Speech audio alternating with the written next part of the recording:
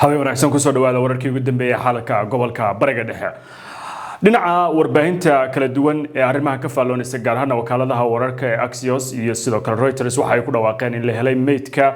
Xasan Nasrullah hogaamiyihii kooxda Xisbullah ee Israa'iil ay dishay waxaana laba habeen ka hor meydkiisa markii ugu horeysay la sheegay in la soo helay isagoo ay waxyaabo dhaawacyo ka muuqan laakiin uu muuqday qalkii uu ku jiray uu ku neef qabatoomay waxaana ay tani muujinaysaa in waxa loo adeegsaday ama hubka culus ee dhismaha lagu dumiyay ay ahayd mid saameyn culus reebtay.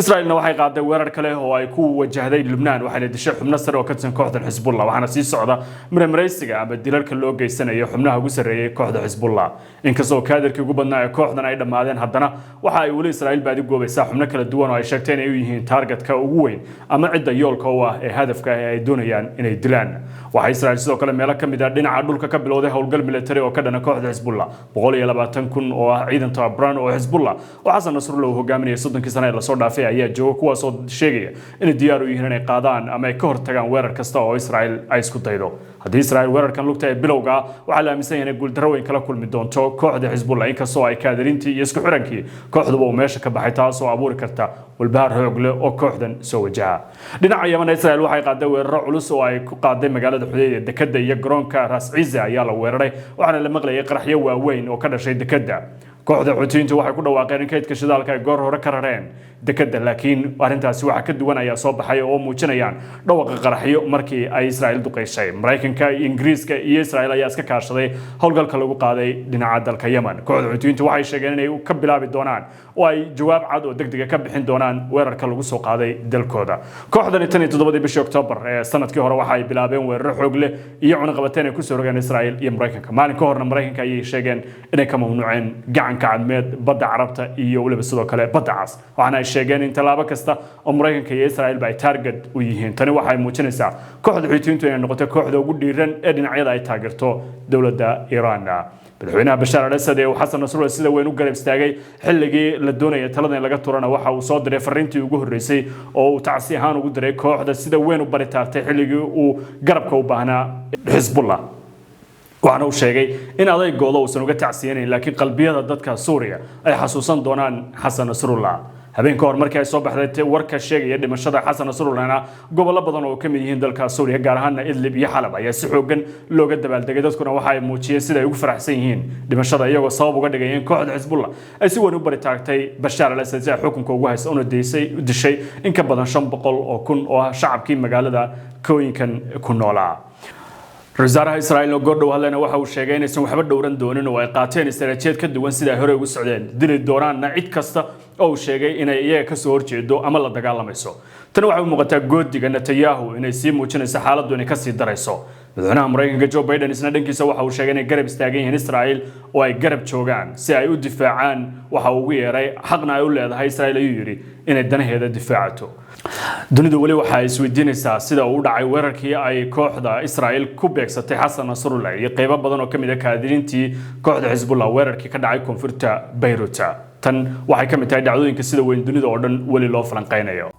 maalnimadii Jimcihii waxa Israa'iil ku dishay magaalada Beirut ee caasimadda Lebanon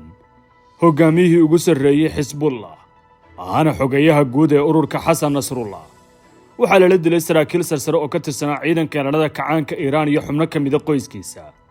xilli shir heer sare oo u socday kooxda oo ka arrinsaneysay sida ay uga falcelin lahayd warrada ku socday asbuucyadan ee ay waday Israa'iil oo haysata taageerada reer galbeedka ee ugu badan haddaba ilaa hadda waxa la isweydiinayaa sida Israa'iil u fulisay dilkan sawirkan ku muuqda waa rasaaraha Israa'iil Benjamin Netanyahu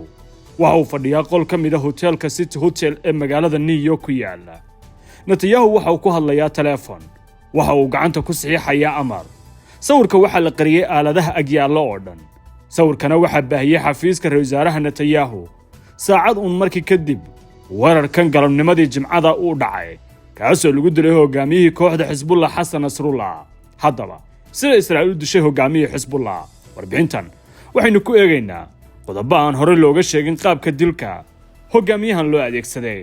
moogtahay macaamiil in Amal Bank ku diyaariyo adeegyada Mastercard oo kala Classic Platinum iyo World Dealed ka xulo oo ka qaado xarunta kuugu dhow kaarku waa caalami bangiguna waa Amal nooca hubka la isticmaalay waqtiga la go'aamiyay dilka gacanta Mareykanka ku lahaa sidee Israa'iil u xaqiijisay dilka Xasan Nasrullah go'aaminta dilka Xasan Nasrullah kadib markii qorshayaasha dilka ay diyaariyeen ciidanka sirdoonka ammaanka iyo militariga Israa'iil waxaa go'aanka dilka la saaray miiska golaha wasiirada u qaabilsan amniga Israa'iil intii lagu guda jiray shirkii golaha wasiirada fiidnimadii habeennimadii Arbacada halkaas oo lagu soo ansixiyay kadib dood dheer oo laga yeeshay qaabka dilka falcelinta xogta oo la akhriyay iyo waxa ka dhalan karaba marka ay xubnaha sirdoonku soo gudbiyeen warbixin faahfaahsan oo la xiriirta goorta ay suurtagal tahay halka uu ku sugan yahay hogaamiyaha Xisbullah iyo dhammaan macluumaad kasta oo howlgalkan u baahnaa golaha wasiirada waxay amar siiyeen ra'iisul wasaare Benjamin Netanyahu iyo wasiirka gaashaandhigga Yoav Gallant si ay u fuliyaan howlgalka dilka haddaba kadib gaarista go'aanka si loo marin habaabiyo Xisbullah Netanyahu ayaa fiidnimadii Arbacada ku dhawaaqay in uu ambabaxay Mareykanka maadaama safarkiisa New York uu hore u qorshaysnaa inuu Khamiista tago si uu khudbadiisa u jeediyo maalmada Jimcada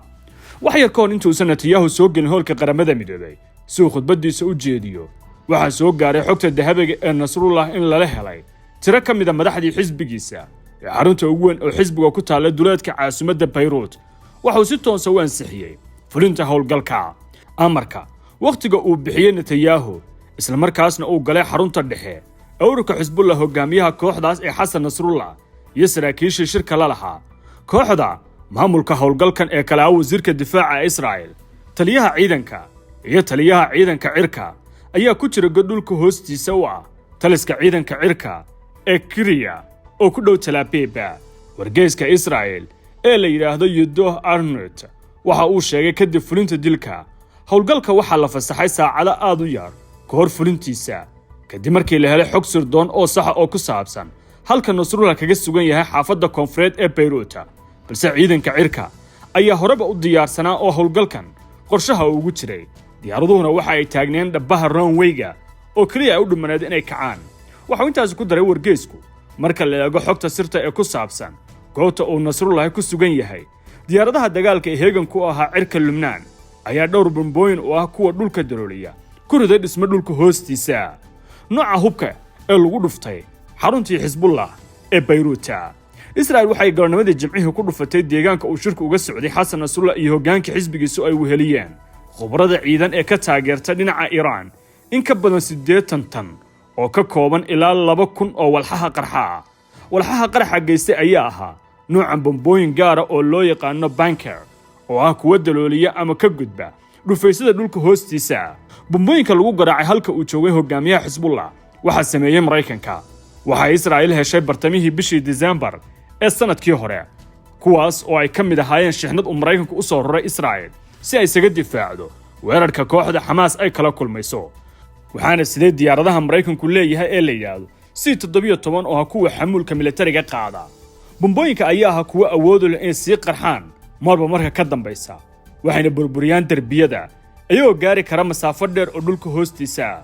bombooyinkan ayaa kuwa lagu dhuftay halkii uu ku jiray hogaamiyaha kooxda Xisbullah Xasan Nasrullah ee geeriyooday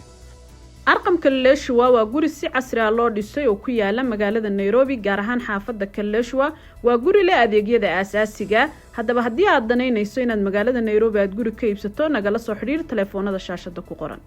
wargeyska la yiraahdo Wall Street Journal waxay dhankeeda faahfaahisay qaabka dilka hogaamiyahan u dhacay waxay sheegtay dhismuhu uu ku sugnaa Xasan Nasrullah inuu ahaa dabaq dhulka hoostiisa oo hoos u qadan ilaa 20 kilomitir halkaas oo ay ku taal xarunta dhexe ee ururka Xisbullah taas oo ah banaanka daanta koonfureed ee magaalada Beirut gantaalaha iyo bombooyinka isla socda ee lagu garaacay xaruntan ayaa keentay in dhammaan dhismayaashii burburaan mana jirin guri ka badbaaday waxa sidoo kale dhulka hoos u qoday in ka badan 30 mitir Israa'iil waxay saraakiisheedu markiiba shaaciyeen inay hubaan inuu ku jiray dhismahan Xasan Nasrullah sidoo kale in howlgalku guuleysay oo hadafkii laga lahaa ay dilka gaadhay haddaba waxa dad badan isweydiinayaan sida uu xaqiijiyay Israa'iil inuu howlgalkan markiiba ku dhintay hogaamiyaha ay baadi goobayeen maadaama isha ugu horeysay ee warkan dilka laga helay ay dhankeeda ahayd ciidanka cirka ee Israa'iil ayaa sidan hore u sii sheegnay dhufayska uu ku jiray Xasan Nasrullah ku dhuftay ku dhawaad 80 tan oo bam weerarku waxa uu ahaa mid aad u xigaya oo dhacay waqtiyo isdaba jooga si ay Israa'iil u hubiso inaan aagaba wax nooli ka bixin markii ay dhamaatay duqeynta waxa Beirut ka hor kacay oo isqabsaday qiiq iyo olol wax yar kadibna Israa'iil ayaa xaqiijisay inay ka takhalustay Xasan Nasrullah oo ah hogaamiyihii ugu adkaa ee Israa'iil la dagaalamayay kana mid ahaa xisbiga iyo kooxaha ay taageerto Iran. sidoo kale waxaa la dhintay Xasan Nasrullah in ka badan 30 sargaal oo ahaa kaadiriintii isbeddelkiisuna ay ku jireen. waqti badan kama qaadan Israa'iil inay shaaciso dilka iyo dhimashada hoggaanka Xasan Nasrullah iyo garbihiisii kale. Netanyahuna waxa uu telefoon xaqiijina ka helay kooxda dagaalka ee golaha wasiirada u qaabilsanaa, kuwaasoo god dhulka hoostiisa ku yaal ku jiray si toosan u daawanaya fulinta howlgalka iyo natiijada ka dhalatay. wasiirada iyo taliyaasha ciidanka Israa'iil waxay ku sugsugnaayeen godka kadib dhammaadka howlgalka, halkaas oo ah xarunta guud ee ciidanka cirka ee Israa'iil ee la yiraahdo Kiria, oo halka ay ku haadaan diyaaradaha duqeynaha ka geysta Gaza, Lubnaan, Suuriya iyo Ciraaq. dad badan waxay isweydiinayaan maxay ahayd doorka Mareykanka ee howlgalkan. Mareykanka ayaa ahaa dalka soo saaray bombooyinkan oo Israa'iil u raray, isla markaana bixiyay ogolaanshaha kama dambaysta. bishii Julaay ee sanadkan waxay Israa'iil isla bombooyinkan u isticmaashay Gaza iyo Falastiin, halkaas oo ay sheegtay inay ku beegsatay hogaamiyaha Xamaas ee Yahya Sinwar, balse ilaa hadda lama helin xaqiijin sax oo sheegaysa in Yahya Sinwar la beegsaday ama wax gaareen. marka laga tago sheegashada dhinaca Israa'iil oo ah male awaal aan ilaa hadda cidna xaqiijin karin. Axios waxay dhankeeda sheegtay in wasiirka difaaca ee Mareykanka Justin Stone uu khadka telefoonka kula hadlay dhigiisa Israa'iil Yoav Gallant ayna isla qaateen amarka weerarka. sidoo kale Mareykanka ayaa ku saaciday Israa'iil inay hesho xogta halka uu ku sugan yahay Xasan Nasrullah. Axios waxay intaas ku dartay in bombooyinka aan la isticmaali karin ilaa amarka fasaxidda uu bixiyo. Netanyahu oo ku sugan Mareykanku waxa uu xaqiijiyay Biden inuu howlgalkii guuleystay, haddana ay gaareen hadafkii ay lahaayeen.